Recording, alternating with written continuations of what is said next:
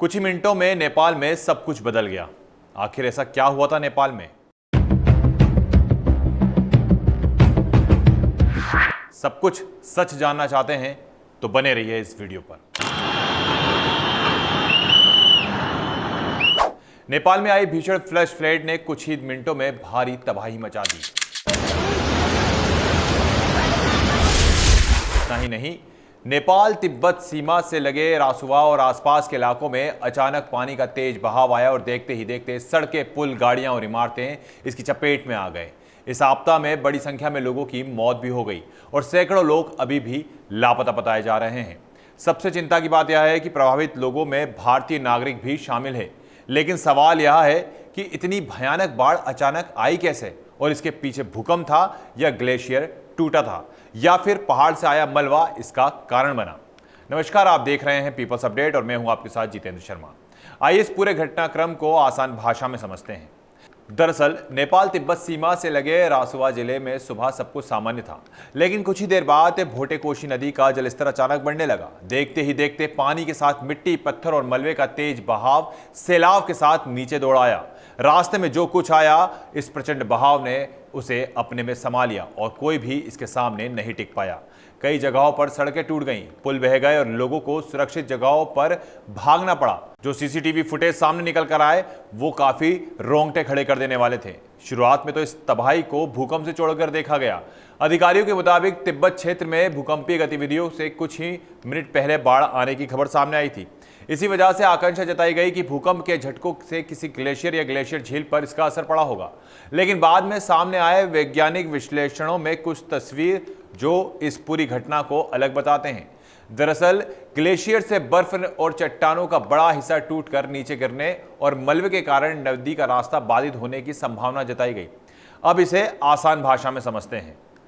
पहाड़ों पर बर्फ और चट्टानों का बड़ा हिस्सा जमा रहता है। अगर अचानक उसका कोई बड़ा हिस्सा टूट कर नीचे आता है तो वह अपने साथ भारी मलबा लेकर नदी में पहुंच सकता है। यही मलबा नदी के रास्ते को रोक देता है और पानी पीछे जमा होने लगता है। जैसे ही यह प्राकृतिक रुकावट टूटती है, पानी अचानक बेहद तेज रफ्तार से नीचे की ओर दौड़ता है।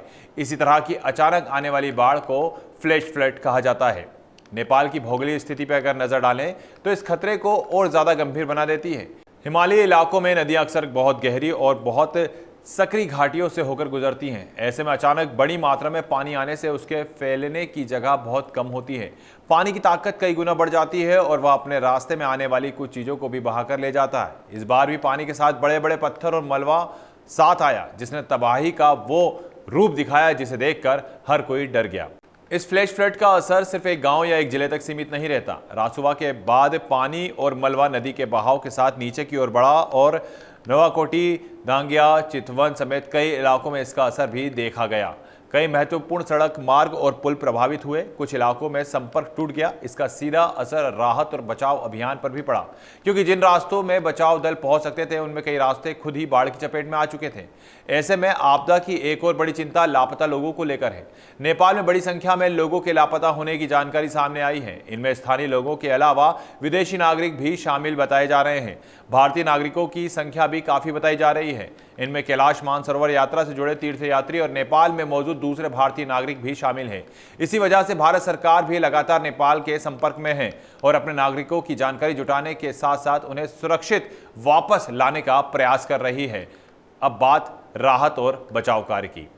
नेपाल सेना, नेपाल पुलिस और सशस्त्र पुलिस बल प्रभावित क्षेत्रों में लगातार दौरा कर रही है। जहां सड़क के रास्ते पहुंचना मुश्किल है, वहां हेलीकॉप्टर के जरिए राहत पहुंचाने और लोगों को निकालने की कोशिश की जा रही है। भारत ने भी नेपाल को मदद का भरोसा दिलाया है। प्रधानमंत्री नरेंद्र मोदी ने नेपाल के प्रधानमंत्री से बातचीत कर हर संभव सहायता और मेडिकल सप्लाई पहुंचाने की तैयारियों पर काफी गहन चर्चा की है।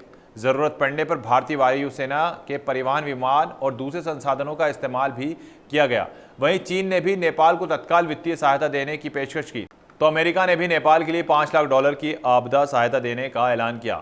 लेकिन इस पूरी घटना के बीच एक बड़ा सवाल जलवायु परिवर्तन को लेकर उठ रहे हैं।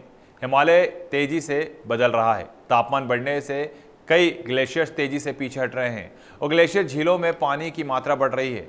इससे अचानक बाढ़ और ग्लेशियर से जुड़ी घटनाओं का खतरा बढ़ सकता है। हालांकि इस खास फ्लैश फ्लड के लिए सीधे तौर पर जलवायु परिवर्तन को भी जिम्मेदार ठहराना अभी जल्दबाजी होगी, लेकिन इस पूरी त्रासदी ने एक बड़ा सवाल खड़ा कर दिया है। क्या हिमालय में ऐसी आपदाओं की पहले से चेतावनी मिल सकती है?